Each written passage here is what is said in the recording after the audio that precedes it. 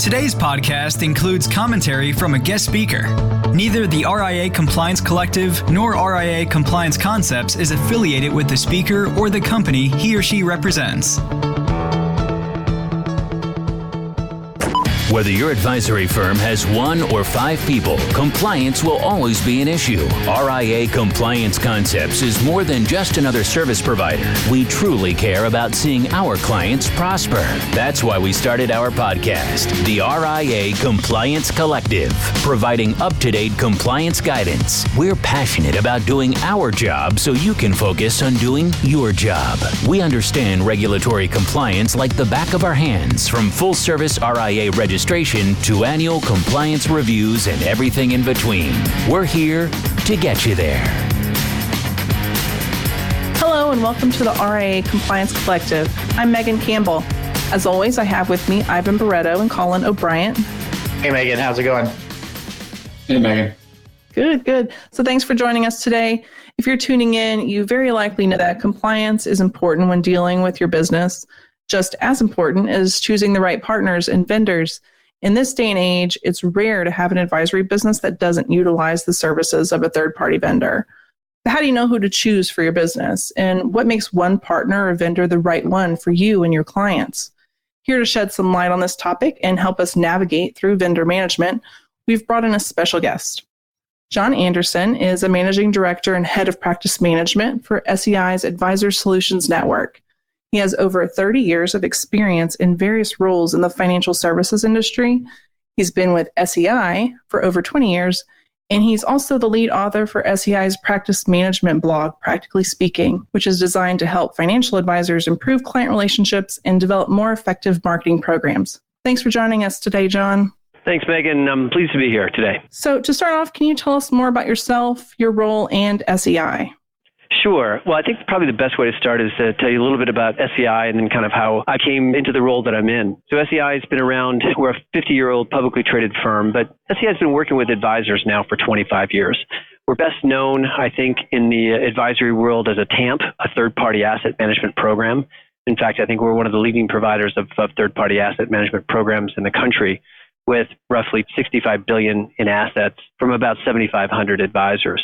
The goal of SEI and TAMPs in general, frankly, is to make an advisor's business a little bit more focused on the client. We provide third-party services such as investment management, such as custody and back office, and facilitate trading and things like that. And the third layer is the practice management area, the area that I'm responsible for. Now, I started this group about 8 years ago, but as you said, I've been with SEI for about 23, 24 now. And my role, I kind of view it as kind of a curator instead of a creator. I like to go around the country, find the best practices of advisors around the country, find out what's working for them, and then put those into programs that work to help people grow, help them differentiate, help them create efficiencies in their business. It's been really rewarding over the last 8 years as I've been doing this, because really sitting down with some of the top advisors in the country, listening to their growth programs, listening to how they run their office, it really allows us to kind of share those best practices, but also to really kind of help others in the business. Oh, that's really fantastic. So you've kind of mentioned TAMPs and what TAMPs do. Are there any pros and cons about using a TAMP? Well, I think there's a couple of things. I mean, what a TAMP can do is provide scale. What a TAMP typically can't do is provide a lot of flexibility. So there's a kind of a challenge, because when you are using a TAMP service, one of your goals is to create efficiency, is to create time for your business. So you tend to outsource that to a third party. Now, that third party can have a robust offering. It can have a very narrow offering. But typically, when you're looking at a TAMP, you're trying to find ways to focus much more on what I would say is more important to the client. Robo-advisors. We're dealing with 1-800 companies that can provide planning as well as technology as well as investments. I look at companies that are 1-800 numbers. I look at all sorts of different ways that people can access product. I don't think clients need more product. What clients are really looking for, in my opinion, is advice, is time, consultation, is a planning. I see a lot of studies today about the growth of this business is really focused a lot more on advice and planning than it is on product, which is becoming more and more commoditized every single day. So when I look at this TAMP business, really what it does is it provides some of that day-to-day non-revenue generating expense off the shoulders of the advisor and now focused much more on that third party so the advisor can focus on the most important thing, and that's his or her clients. So when you bring in third parties, that can be, fraught with peril. Do you have any examples of any vendor management that's gone wrong? Yeah, well, I don't want to get into too many details, but yeah, there's quite a lot of them that have gone wrong. Whether you've had a company a couple of years ago that raised huge amounts of assets from thousands of advisors around the country and one day decided, we don't want to be in this business anymore. So they basically gave all of their clients, all of their advisors, roughly about 6 months to take all of their business, whether it was tax or non-taxable, and move that to another custodian and another management company. So obviously that was a big challenge for a lot of advisors and really upset a lot of people in the industry. I've seen other situations where a money manager, for example, had his company listed on a platform that was using, unfortunately, some bad data with regard to their track record. It was a hypothetical track record instead of an actual track record. So in that situation, of course, when you really dig down deep and you're promoting a track record of results and that track record isn't really there, that's another challenge that an advisor could face. Now, there's pros and cons, right? Because I think in today's environment, it's very difficult to do every single thing on behalf of your client. You're the money manager, you're the marketer, you're the client servicer, you're the relationship manager, you're the HR person. All of these different tasks have to get done. But it's very difficult in a firm to do everything. So you're going to have to find a way to go out there and to hire vendors, help you manage aspects of your business. But in some cases, it's going to be very difficult to figure out who do you trust, who do you don't trust, and how do you go about finding the people that you want to work with. And that's interesting that you mentioned that, John. In our conversations prior to, talking about working together on this podcast, you had mentioned that there's a spreadsheet that you've created to kind of segue into a process of basically vetting out potential vendors that you want to utilize for your practice. Can you walk us through that process and why, and the reasoning and rationale on why you created your spreadsheet that you shared with us? Sure, Ivan. Well, I think it really dates back to that conversation we're talking about, the firm that decided to get out of the business. What we were finding at that point is there was a lot of advisors looking around and going, help me figure out where I should go. They were getting a lot of calls. They were getting a lot of salespeople coming in. And we decided that I think it was more important to help educate the advisor to make the right decision. Because it's just not a good business practice to go in and try and sell somebody that doesn't fit. So we created a spreadsheet, and it's really very simple. And it looks at a number of different aspects, a number of different weightings that you can put with regard to different aspects of working on a business. We lined it up with the different types of things you should be looking at. We also lined it up with a number of different columns with regard to the, partner A, partner B, partner C, things like that. What we wanted to do is to allow the advisor to go in and weight what's important to him or her. What's important to them, whether it's the corporate stability, the cost, the service capabilities, the technology services, practice management service like that. So you'd be able to go in and weight the areas that were important to you, and then try and figure out what's the most suitable vendor or the most suitable partner that you can work with, strategic partner, I guess you'd say. What are the ones that you really want to fit and find that would work best for your practice? So we created this spreadsheet, had a lot of people use it as a way to judge who they wanted to work with. And then, not too recently, we saw this Department of Labor rule, this fiduciary rule. The Department of Labor fiduciary rule, we decided to use the exact same spreadsheet for that as well. Because one of the things that I learned as we started to go through the whole conversation around what it is to be a fiduciary and how you should be looking at your business and how you should be looking at the vendors in your business and your partners, strategic partners and things like that. One of the things that I learned and one of the things that I like to tell all the advisors that I worked with is really when being a fiduciary, one of the keys of being a fiduciary is to show your work, is to be as transparent as you possibly can be. So by showing your work, whether it's to a regulator or whether it's to your client, I think it makes sense to say, this is the thought process that I went through. This is why I selected the people that I selected. This wasn't a decision that I just made overnight, but I actually did my homework and I made a decision that I thought that was in your best interest to use this platform or that platform. So we created the spreadsheet specifically for the company getting out of business.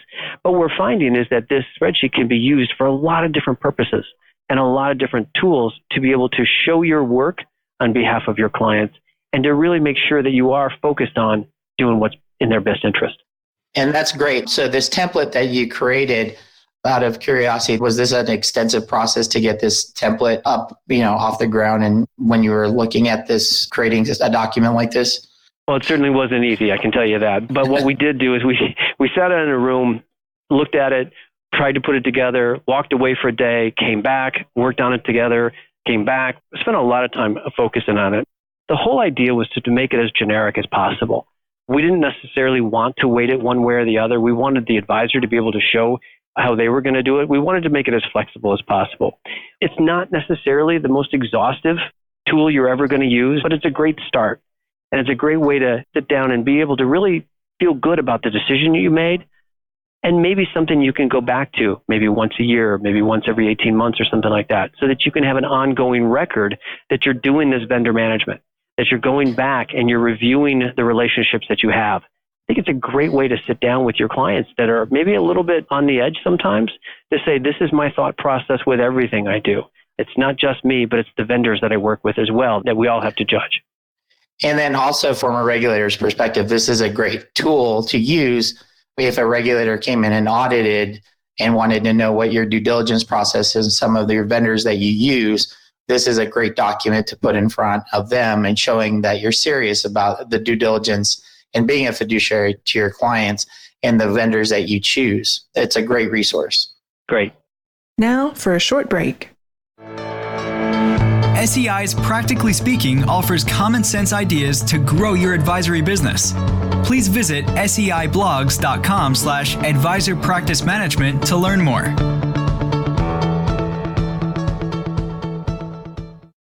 And now back to the podcast. Yeah, and there's a lot of information there. So, John, where do you start with this process?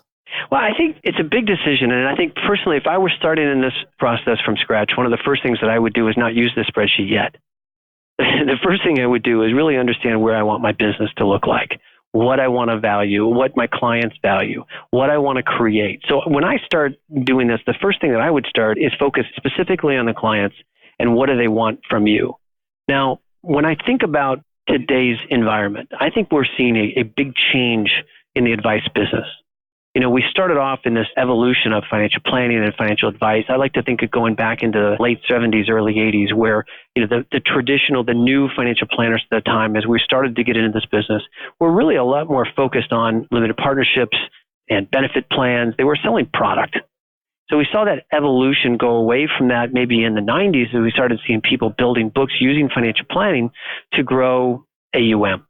Today, I think we've really evolved into where our financial planning is really a huge opportunity for advisors.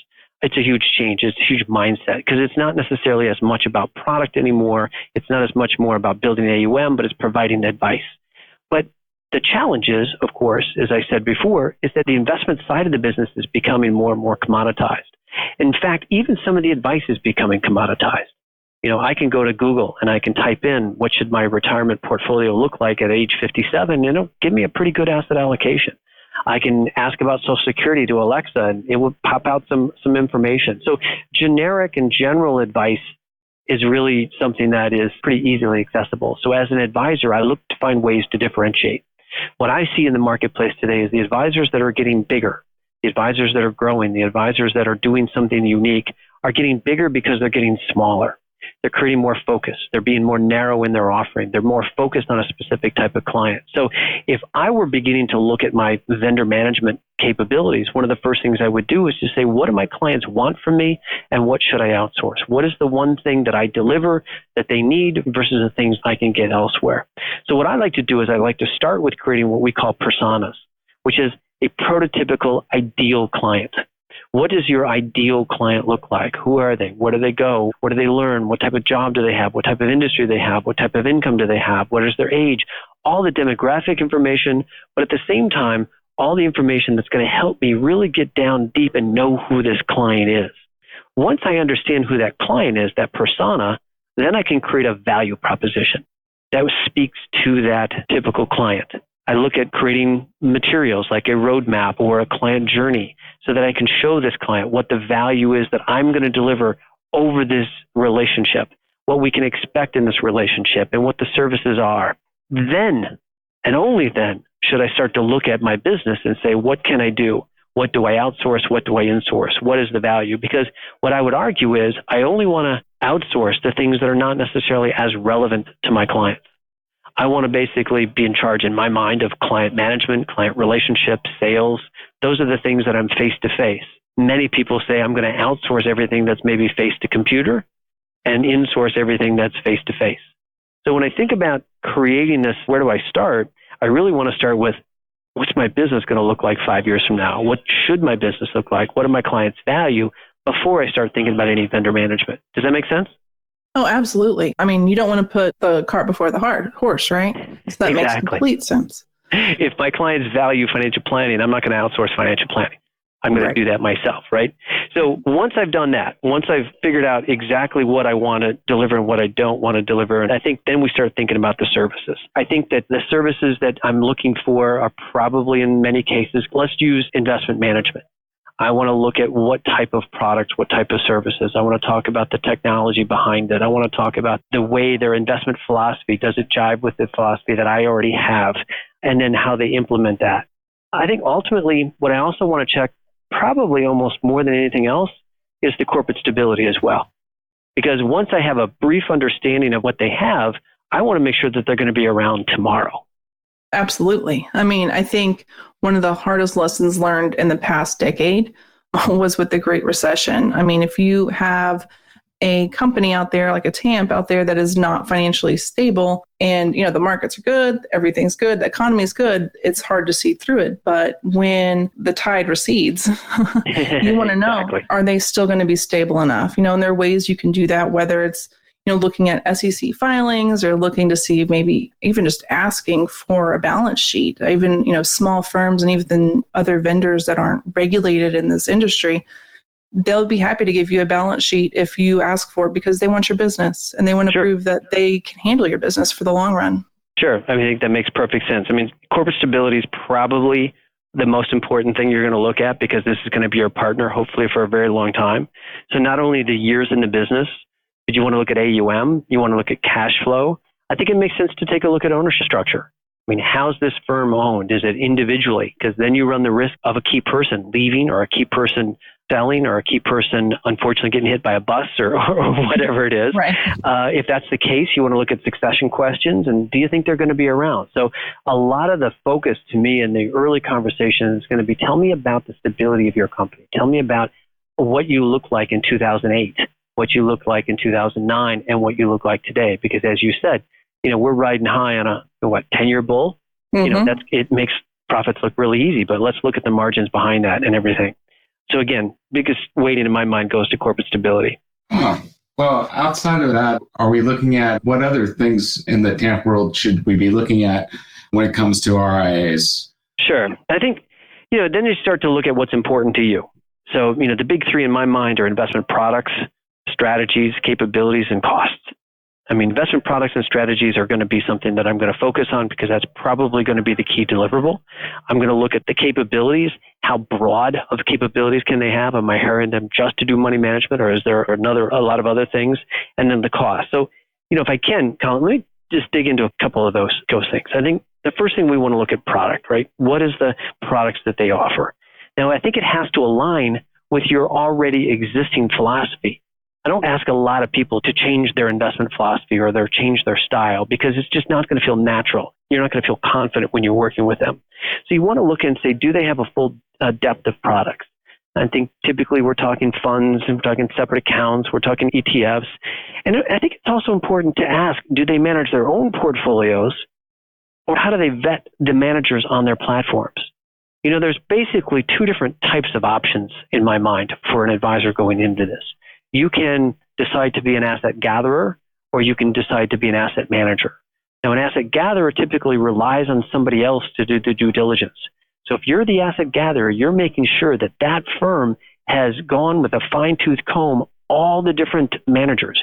You want to find out what their buy and sell philosophy is. You want to find out why their performance is where it is today. Unfortunately, what happens in our business is people tend to not have as much details as you would like, so you start looking at past performance. And you got to find out why that manager had that performance. You want to know, was it because they were good or because they were lucky? So when I think about the asset gatherer, we want to make sure that the managers have a full level of due diligence that really, if you're not doing it, that they have the capability of doing it. On the asset manager side, Now you're becoming the money manager here. You're the rep as portfolio manager. Right. And again, typically you're using a lot of product that somebody else has created. So you have to ask, how's that performance being created? What is my role in this? Am I just the asset allocator? Am I doing the buys and sells? Do I have some compliance issues with regard to custody and trading and things like that? So there's a lot of challenges when it comes to being the product. So you start with the service behind it, but then you figure out how you're going to use it and how do they vet the managers that they use. Now, let me ask you, do you have any questions, or do you focus on advisors that are doing a lot of rep as portfolio manager? Because that seems to be an area that we're seeing a lot of questions about. Well, yes, we do have a lot of investment advisors out there that want to be their own portfolio managers and want to take on that responsibility themselves. And mentioned earlier that acting as an asset manager, you do take on a lot of responsibilities as a fiduciary. You have to, make sure that you're tracking your buys and sells. Your reporting requirements are very stringent. And, if you run across any custody issues, which a lot of times advisors can run across inadvertent custody issues. So there's a lot of extra things that get thrown on a rep's plate once they decide they want to become a portfolio manager. And as you were mentioning before, a lot of advisors are realizing that, hey, the best use of my time would be in front of my clients and not in front of a bunch of computer screens. So that's where it kind of seems the push is towards the TAMP industry. Yeah, and I would agree. I've seen a lot of this push, and I think a lot of it is really coming. A lot of the BDs are starting to really kind of frown upon this rep as portfolio manager idea because of their liability and their risk as well. And, a lot of it comes from this concept that we call a fund to supermarket. The challenges out there is that there's just so many options. There are so many choices when there's 7,000, 8,000, 9,000 funds, if not even more out there today. And all of these are on the supermarket. So the advisor can go in and pick 10 different funds, all of them having great performance. But without the ability to sit down and document your investment process, here's why I chose what I chose. To have a long-going track record of all of your different accounts and showing the performance and showing how it works ins and outs. Unfortunately, I think a lot of advisors tend to think that they're doing fairly well, and they probably are in the short term. But being able to go in and document your performance year after year based on your proven investment process is going to be very difficult. So I look at it saying, it's much easier as a client. If I'm a client, it's much easier for my advisor and I to fire a third party than it is for me to fire my advisor for bad performance. So my goal, I think, in going forward would be to say, I want to focus on partnering with somebody so that we can work together rather than having all the risk based on my ability to select the right mutual fund, the right stock, the right bond, the right ETF. Yeah, that's a lot of responsibility that goes onto the advisor's plate when you're doing that, and a lot of things to keep track of. Exactly. It's a fairly good sized risk. So yeah, exactly. Now for a short break. For more information about SEI's wealth management platform, please call 1-888-SEI-ANSWERS or send an email inquiry to advisorinfo@seic.com. And now, back to the podcast.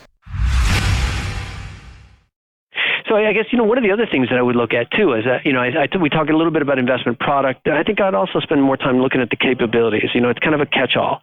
You want to basically look at the firm that you're going to partner up with, the firm that you're going to build a relationship, and say, what are your capabilities? Now, it's basically asking, what are all the services that you can provide? If it's an investment outsource, then we're going to talk about, well, who's the custodian involved? Who is the custodian? Who's handling the reporting? Is there an ed client website? When you think about the services, you have to think about how it's going to integrate as well into the technology that you already have.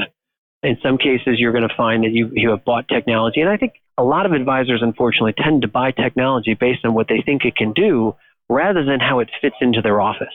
I look at technology, for example, 95% of the reasons most people buy technology is because of what it says on the box. When we look at technology as far as internally here, one of the things we typically talk to advisors about is it really should be a third, a third, a third. A third is how it's going to affect the people in your office. How is it going to affect your clients? So it's really around the people first. When I think about that, I'm thinking about, are your staff going to implement the processes it takes to employ that technology? Is there going to be a change in the client's relationship, whether it's like an end client reporting or statements or something like that? When I look at that, then I also look at the processes. What are the processes in my office is this technology going to employ? What is the technology going to get rid of in my office? And how do I document how that works? Then I actually look at the tool. So a third instead of just 95 and 2.5. So when I think about the capabilities, I really want to understand how it affects my office, how it affects the processes in my office, how it affects the people, and how it affects the clients. And the last thing, of course, I would probably want to talk to on these big three is costs. I think costs are something that we all have to pay attention to, obviously, especially in light of this fiduciary movement of putting our clients' best interests first. But they really never, in the SEC rule or DOL rule, didn't spend a lot of time or no time at all talking about product fees. They typically talked about doing what's right and doing what's best interest for your client. So when I think about that cost, what I'm really talking about is really what are the ancillary costs? What are the nickel and dime costs that's going to get charged? Platform fees, program changes, processing statement charges, IRA charges. I think it's important to just make sure that you have a basic understanding of all of the charges that you and your client are going to be charged. It makes sense to have an all-in cost, not just what the investment management is going to cost or not just what your advisory fee is going to cost, but have an all-in cost to your clients, to be aware of it, to be able to document it, to be able to share that with your client when they ask or the regulators when they're asked. So again, I think summing up, I think once I've talked about stability, then I got to talk about the investments, I got to talk about the capabilities, and I got to understand the cost and document them. And that's great because those are kind of the three key functions or things that you need to look at. But John, through that spreadsheet that we went through, is there more that other people or RIAs or financial professionals should look at when they're going through this process? Yeah, I think there's a couple more pieces on there, and I think, quite frankly, I don't know that we necessarily need to go through all of them. What I can do is just make the spreadsheet available to everybody. Okay. That way they can have a copy of it. Now, the good news is that we built it in Excel so that you can decide what you want to have higher weights and lower weights. And the good news is you can decide maybe I don't really necessarily care as much about, for example, investment management fees. I'm more concerned about practice management services. And thank you, by the way, for caring more about my job than somebody else's. but you may want to weight one higher than the other. So what we wanted to do is to make it as flexible as possible, so you had the ability to use it. So we'll go ahead and make sure that we put that out there for everybody, and you can attach it to the show notes or something like that. So if anybody wants a copy of it, we'd be more than happy. I think it's a good tool to be able to sit back and to judge, is the vendor that I'm working with work for me? Does it fit for my business? And can I justify the reasons that I want to keep using them? Yeah, exactly. And it's interesting. You mentioned earlier that you typically want to go through, an annual process or semi-annual process in doing this. One of the things that we recommend to our clients as part of their annual requirement for business continuity, that we add vendor information in there. So this is something that can be piggybacked off that process of updating and testing your business continuity plan or disaster recovery plan, is also doing the kind of, and tie this around the same time that you do your vendor management due diligence. It's a smoother transition. But that's something that, it's a great idea that you mentioned earlier, to try to do this on either a semi-annual or annual basis. So with that being said, Megan, you got any other questions that you got on your end? Well, basically, John, just so we can, start to wrap things up, do you have any other tips or advice for our listeners? Most of our listeners, are registered investment advisors. Some of them are small to medium shops. Do you have any advice for them? Well, Megan, I think the best advice that I have for anybody these days, in the society that we're in and the challenges of business that we're in, I think it's number one, it's show your work. It's being as transparent as possible. It's having the ability to document everything you do. About 2 years ago, we sat down and actually mapped out 43 individual workflows on behalf of advisors. Everything from a compliance meeting to an account opening document to a client service to simple as changing an address. We documented those into workflows, into a manual, into a swim lane diagram, and even worked with a third-party vendor that we work with to create them inside a CRM so that there are automatic workflows inside your CRM. The whole goal in that strategy was to have advisors maybe edit instead of create these workflows. We know it's very difficult to create from scratch, but it's very easy to edit. So we created these specifically so that advisors can start thinking about, how do I show the work? How do I prove that I'm acting in the best interest? How do I document what I'm doing on behalf of my clients? So whether it's documenting the vendor management with this worksheet that we've been talking about today, whether it's using workflows in your CRM to document it, but being as transparent as possible is probably going to be the best way that you stay in the good graces of your client. Yeah, and I know people are probably thinking, wow, that's a lot of upfront work, but it's completely worth it to have those kind of workflows and things set up so that it's kind of a set it, forget it, update it as you need to. But yeah, it documents your work, shows your work. Such great advice. Great. So thank you, John. It's really been a pleasure having you on today. I want to thank you for speaking with us and sharing your insight.